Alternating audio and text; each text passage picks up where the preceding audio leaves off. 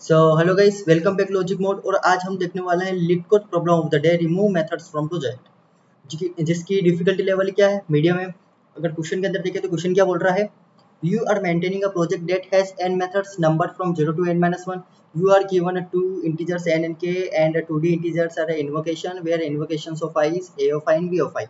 That indicates that method a of I is invokes method b of I. मतलब यहाँ पर हमें एक एन दे रखा है और के दे रखा है, एक इन्वोकेशन दे रखा है। एन का मतलब होता है नंबर ऑफ मेथड्स बोल सकते हैं या फिर नंबर ऑफ नोड्स, है ना। एक तरह से ग्राफ स्ट्रक्चर हो रहा है, ठीक है। तो नंबर ऑफ नोड्स रिप्रेजेंट है, के जो है इंटीजर दे रखा है, ठीक है। और इन्वोकेशन एक डेटा स्ट्रक्चर है जिसके अंदर ए ऑफ आई बी ऑफ आई दोनों प्रेजेंट है। और क्या रिप्रेजेंट कर रहे हैं, दोनों जो है डायरेक्टेड ग्राफ रिप्रेजेंट कर रहे हैं, यानी कि ए ऑफ आई जो है डायरेक्टली कनेक्टेड है बी ऑफ आई से। There is a known bug in method K. Method K, along with any methods invoked by it, either directly or indirectly, are considered suspicious, and we aim to remove them. A group of methods can only be removed if no method outside the group invokes any method within it, and return an array containing all the remaining methods after removing all the suspicious methods. You may return the answer in any order. If it is not possible to remove all the suspicious method, none should be removed. मतलब ये है कि हमें जो k integer दे रखा है वो एक नॉन बग है, ठीक है। अब उस k मेथड से जो भी कनेक्टेड है डायरेक्टली या फिर इनडायरेक्टली, वो सारे के सारे मेथड्स क्या, जो भी मेथड्स है, उसको नोड्स बोलूँ, वो क्या हो जाएगी, सस्पेंशियस हो जाएगी। और हमारा जो टारगेट है वो क्या है, उन सारी मेथड्स को, उन सारे सस्पेंशियस नोड्स को रिमूव करना है। बट यहाँ पर भी कुछ कंडीशन है। क्या, इन्होंने यहाँ पर बोल रखा है, a group of method can only be remove if no method outside the group.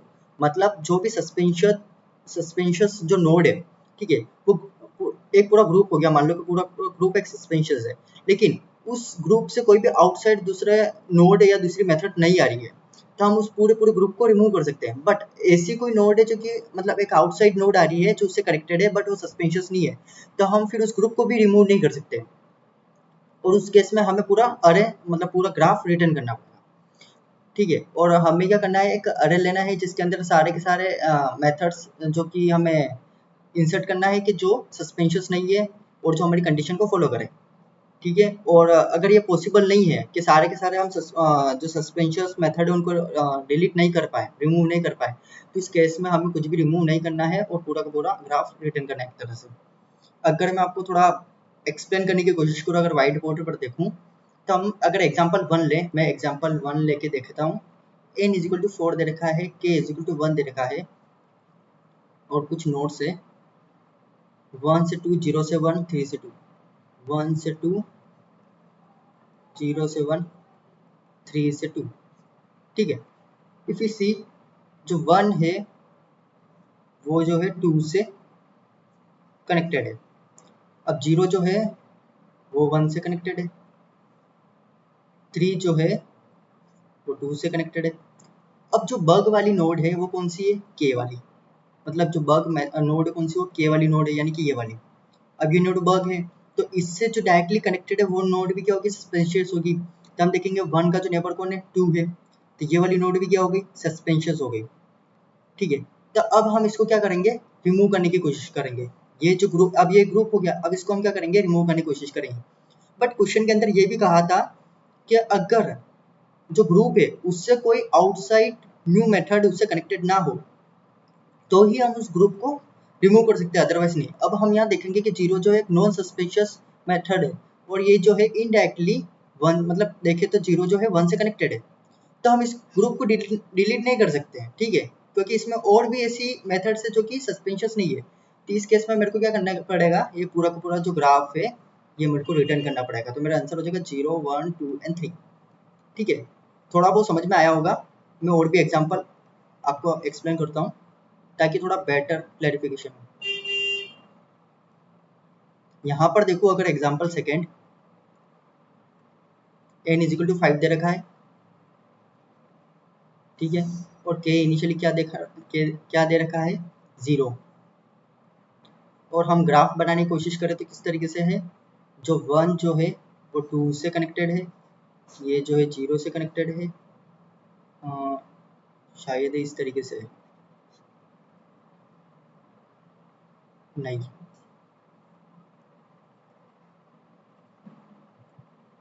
Zero जो है 1 से कनेक्टेड है और जीरो जो है 2 से भी कनेक्टेड है, ठीक है। और एक और जो है 3 जो है 4 से कनेक्टेड है, 3 जो है 4 से कनेक्टेड है। अब जो सस्पेंशन वाली नोड है वो कौन सी है? अगर हम देखें जो सस्पेंशन वाली नोड है वो जीरोथ नोड है, तो इससे डायरेक्टली कनेक्टेड कौन कौन सी है? ये वाली नोड भी सस्पेंशन होगी, ये वाली नोड भी जो है सस्पेंशन होगी। अब ये पूरा का पूरा ग्रुप क्या है? सस्पेंशन है। और ऐसी कोई भी नोड जो आउटसाइड नोड नहीं है, एज नहीं है जो इस ग्रुप से कनेक्टेड है, तो हम इसको क्या कर देंगे? रिमूव कर देंगे। तो हमारा आंसर क्या होगा? सिर्फ और सिर्फ 3 और 4 जो कि नॉन सस्पेंशन है, ठीक है। थोड़ा बहुत समझ में आया होगा। अगर मैं एक और एग्जांपल लेके देखूं उसमें और आपको अच्छे से समझ में आएगा, जिसमें क्या हो रहा है, सारा का सारा जो पूरा ग्रुप है, मान लो कि जीरो जो है 1 से कनेक्टेड है, 1 जो है 2 से कनेक्टेड है, 2 जो है फिर से जीरो से कनेक्टेड है, साइक्लिक फॉर्म में है। अगर जीरो सस्पेंशियस है तो ये भी सस्पेंशियस हो जाएगा, ये भी सस्पेंशियस हो जाएगा, और इस केस में पूरा का पूरा ग्रुप डिलीट कर देंगे तो हमारा आंसर जो है एम्प्टी एरर हो जाएगा, ठीक है। अब इसको सोल्व कैसे करते हैं? अगर मैं देखूं तो हमें क्या करना है, हमें के नोड दे रखी है जो कि क्या है, हमें पता है कि जो ये के वाली नोड जो है, ठीक है, मान लो जीरो जो ये क्या है? बग है।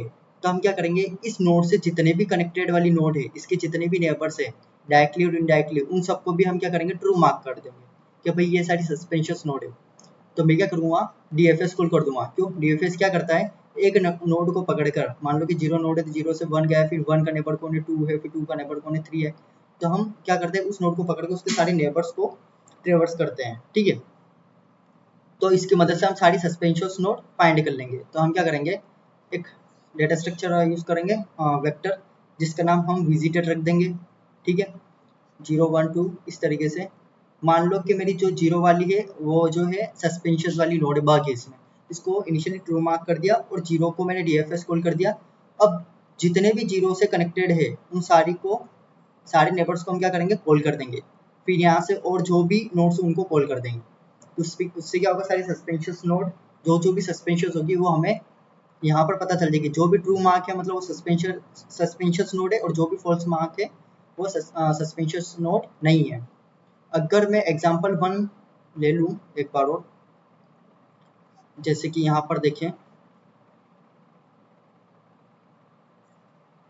1 2 और ये जीरो जो इससे कनेक्टेड है, ये इससे कनेक्टेड है, ये इससे कनेक्टेड है 3, ठीक है।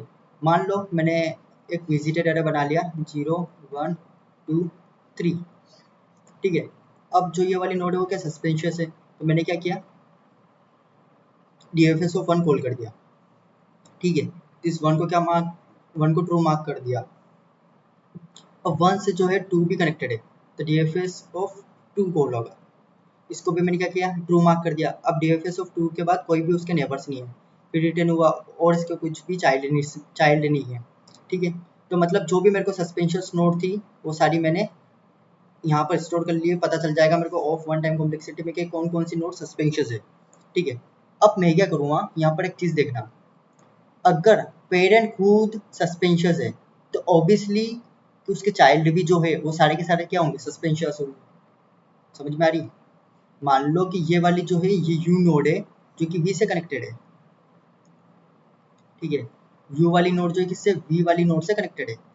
अब मान लो कि अगर पेरेंट खुद एक सस्पेंशियस नोड है, तो नॉर्मल सी बात है जो जितने भी उससे कनेक्टेड या कनेक्टेड नोड्स है डायरेक्टली या इनडायरेक्टली, वो सारी की सारी क्या हो जाएगी? सस्पेंशियस, ठीक है। बट ये केस कौन सा है? जब पेरेंट खुद एक सस्पेंशियस है तो इसके सारे के सारे चाइल्ड भी क्या होंगे? सस्पेंशियस।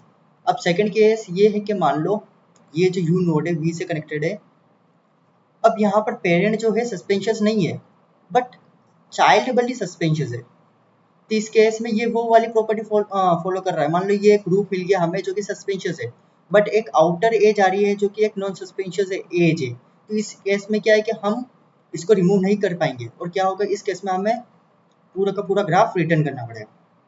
समझ में आई? तो हमारा अगर हम कोड देखें तो हम क्या करेंगे, सिंपल डीएफएस फंक्शन लगाएंगे। यहाँ से हम क्या करेंगे, सस्पेंशियस नोड्स आइडेंटिफाई कर लेंगे, तो हमारे पास एक विजिटेड हो जाएगा, ठीक है। तो यहाँ पर सारे के सारे जो भी सस्पेंशियस नोड है वो सारे यहाँ पर ट्रू मार्क होंगे, ठीक। इसके बाद हम क्या करेंगे, हम जो है जीरो से लगाकर एन तक ट्रेवर्स करेंगे सारी नोड्स पर, मतलब या तो हम बोल सकते हैं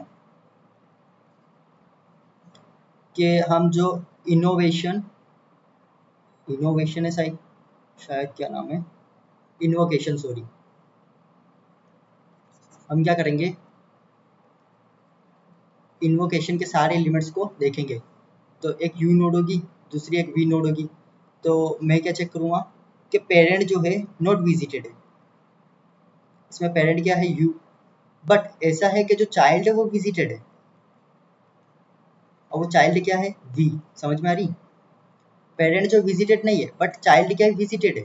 तो इस केस में मेरा क्या होगा, पूरा का पूरा ग्राफ मेरे को रिटर्न करना पड़ेगा।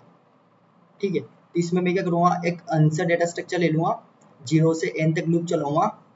ठीक है, और मैं आंसर डॉट पुश बैक करके सारी की सारी नोट्स इसमें स्टोर कर लूँगा। ठीक है, मान लो अभी तक एक भी कोई ऐसा केस नहीं आया, तो मैं क्या करूँगा फॉर लूप, फिर सारे के सारे जो नोट्स है उन पे ट्रेवर्स करूँगा 0 से लगाकर n तक। जो भी विजिटेड ऑफ आई जो है फॉल्स है, ठीक है, उसको क्या कर दूंगा आंसर के अंदर अंदर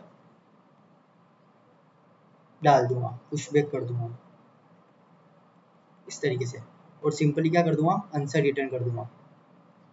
समझ में आया कैसे क्या किया? तो अगर हम कोड के अंदर देखें तो सबसे पहले मैं क्या करूँगा, एक अनऑर्डर्ड मैप बनाऊंगा, int comma vector of int of adjacency.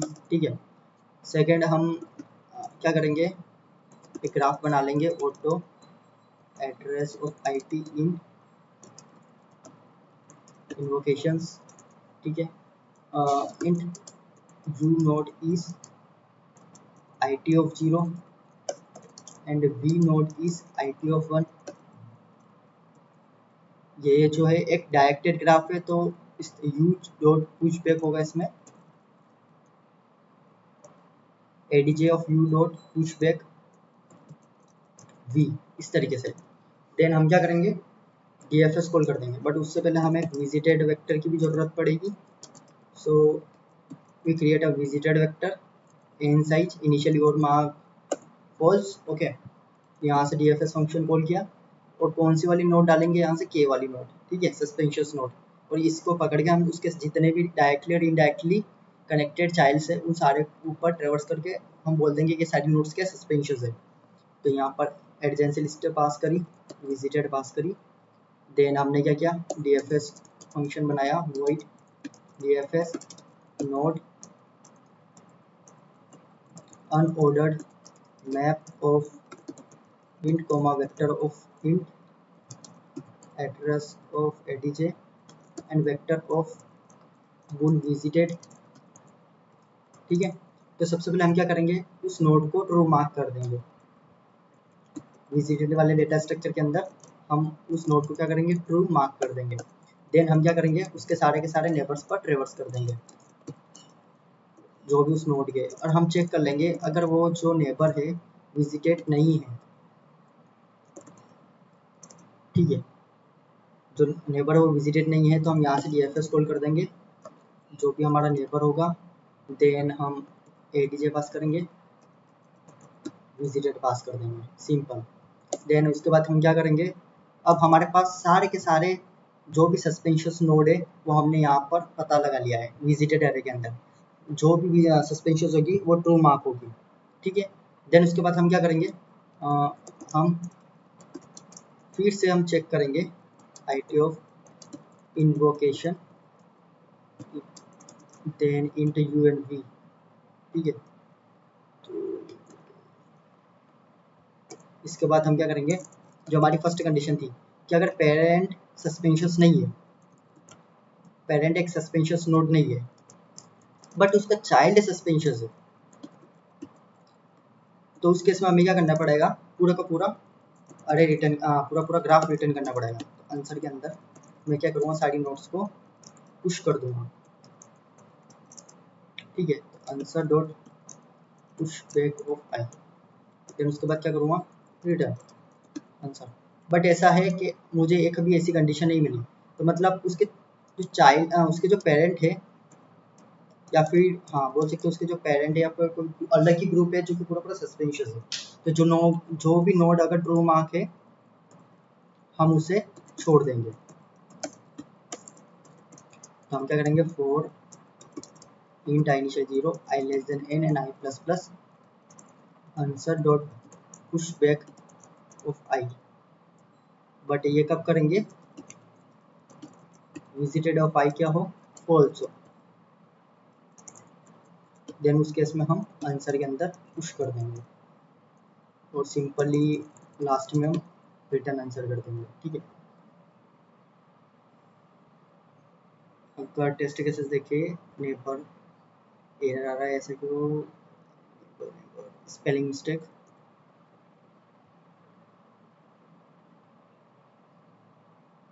सारे टेस्ट केसेस जो सिंपल टेस्ट केसेस वो तो सारे पास हो चुके हैं। अगर इसको सबमिट करके देखूं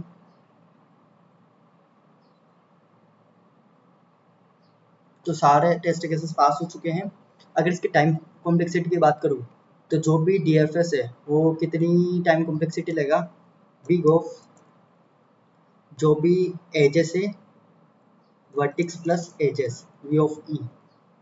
ठीक है, नंबर ऑफ नोड्स जो भी है और ई यानी कि वी क्या रिप्रेजेंट कर रहा है, वर्टिक्स, और ई जो क्या है बीच में जितनी भी एजेस है। ठीक है, तो V of V plus E time complexity इसकी तो लगेगी then of and number of nodes जो भी है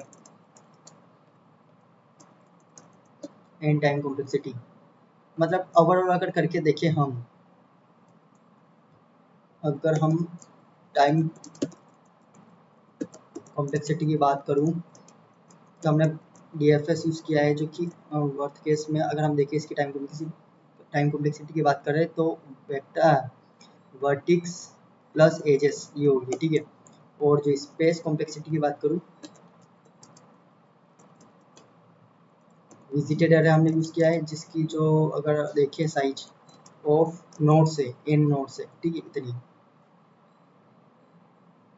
और अगर आपको सोर्स कोड चाहिए तो सोर्स कोड की लिंक हमने डिस्क्रिप्शन में दे रखी है, तो आप वहाँ से कोड को एक्सेस कर सकते हैं। Thank you.